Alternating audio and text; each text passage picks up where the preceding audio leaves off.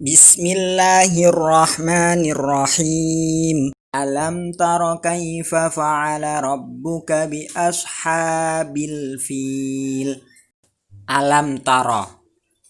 Mim sukun bertemu dengan ta, idhar syafawi. Bi ashabil fil. Idhar qamariyah.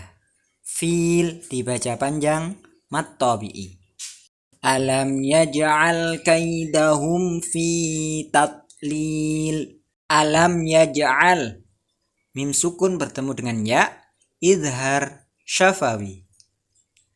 Kaidahum fi. Mim sukun bertemu dengan fa, idhar syafawi. Fi tatlil. Fi dibaca panjang mat tabi'i, lil dibaca panjang mat tabi'i. Wa arsala alaihim tayran ababil. Alaihim tayran. Mim sukun bertemu dengan ta, idhar syafawi. Tayran ababil. Tanwin bertemu dengan hamzah, idhar. Ba dibaca panjang mat tabi'i, bil dibaca panjang mat tabi'i. Tarmihim bihijaratin min sijil. Tarmihim, mi dibaca panjang mat tabi'i. Tarmihim bihijaratin. Mim sukun bertemu dengan ba, ikhfa syafawi. Hijaratin, ja dibaca panjang mat tabi'i. Bihijaratin min.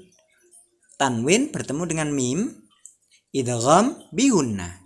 Min sijil. Nun sukun bertemu dengan huruf sin, ikhfa. Sijil, ji dibaca panjang mat tabi'i. Faja'alahum ka'asfim ma'kul. Faja'alahum ka'asfin. Mim sukun bertemu dengan kaf, idhar syafawi. Fi ka'asfim ma'kul. Tanwin bertemu dengan mim, idgham bihunna. Ma'kul, kul dibaca panjang mat tabi'i.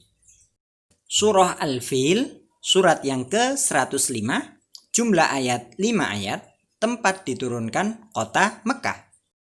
Asbabun nuzul, sebab turunnya surat. Al-Fil artinya gajah. Kelompok surat Makkiyah ini diturunkan sebagai wahyu ke-18. Surat ini diturunkan bersamaan dengan peristiwa penyerangan Ka'bah oleh pasukan Raja Abraha. Abraha ingin menghancurkan Ka'bah agar bangsa Arab tidak melaksanakan ibadah haji. Tafsir. Di antara tanda-tanda kekuasaan Allah adalah Allah mengerahkan pasukan burung-burung yang mengalahkan kekuatan pasukan gajah dengan sangat mudah. Luar biasa ini terjadi sekitar tahun 571 Masehi di kota Mekah yang bertepatan dengan tahun kelahiran Nabi Muhammad Sallallahu Alaihi Wasallam. Kota Mekah ramai dikunjungi masyarakat karena letaknya yang strategis, berada pada jalur perdagangan di Hijaz. Terlebih lagi, setiap hari banyaknya pengunjung yang mendatangi Ka'bah. Hal itu membuat kota Mekah semakin ramai. Sementara itu, Gubernur Yaman bernama Abroha yang membangun pusat pemerintahannya di kota San'a merasa iri dengan keramaian kota Mekah. Ia berpikir bagaimana caranya agar kota San'a lebih ramai dari kota Mekah. Abroha memiliki ide untuk membangun gereja yang megah. Gereja itu diberi nama Al-Quds. Ia berpikir dengan adanya gereja yang mewah dapat menarik perhatian masyarakat dan menyaingi kota Mekah. Wahai pengawal, bagaimana perkembangan kota San'a sekarang setelah dibangun gereja Al-Quds? Apakah lebih ramai dari kota Mekah? Maaf tuanku, Walaupun kita sudah membangun gereja yang megah, orang-orang tetap ramai mengunjungi Ka'bah. Apa? Baiklah kalau begitu. Kita akan hancurkan Ka'bah. Siapkan pasukan yang besar.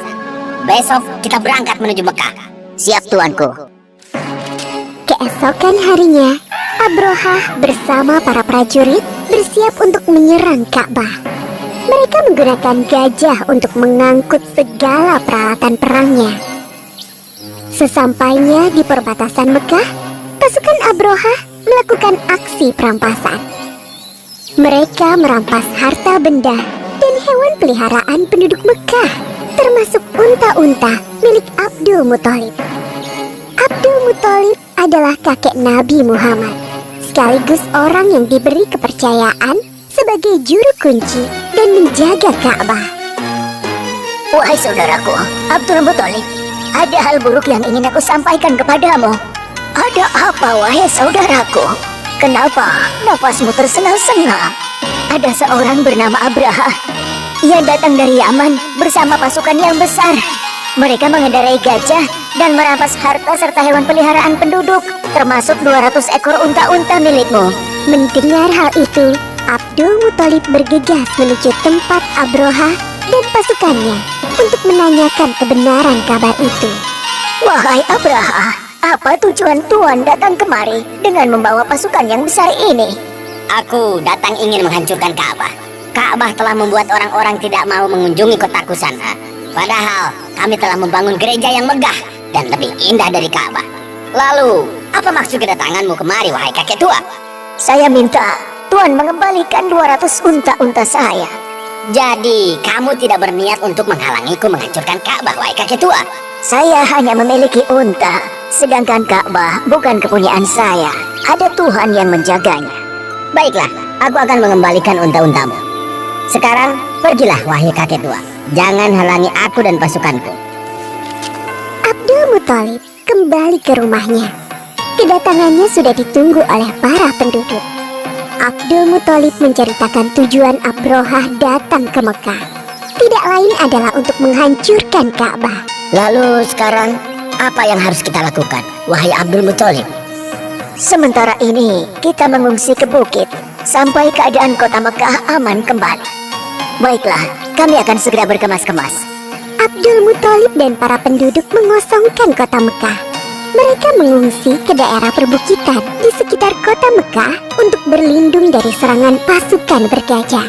Wahai prajuritku, sekarang adalah saat yang tepat untuk menghancurkan Ka'bah. Maju dan serang! Namun, gajah-gajah itu tidak bergerak dan duduk seakan kakinya terikat. Kenapa gajah-gajah ini tidak mau berjalan? Wahai prajurit, cepat pukul gajah-gajah ini agar mau bergerak. Para prajurit memukul gajah-gajah itu berkali-kali dengan harapan agar mau berdiri. Namun usaha mereka sia-sia. Wahai Tuan, lihatlah ke atas langit. Apakah itu? Dari arah langit, tiba-tiba datang sekawanan burung membawa batu-batu panas. Seperti yang disebutkan dalam surat Al-Fil ayat 3-4. Dan Dia Allah mengirimkan kepada mereka burung yang berbondong-bondong yang melempari mereka dengan batu dari tanah liat yang dibakar. Abrohah dan para prajurit berlarian meninggalkan Ka'bah. Hanya beberapa langkah mereka bergerak, tubuh mereka kepanasan dan sendi-sendi mereka terlepas terkena serangan burung ababil. Akhirnya satu persatu para prajurit meninggal karena tidak kuat menahan rasa panas dari batu yang dilemparkan burung ababil, termasuk Abrohah, sang pemimpin pasukan bergajah.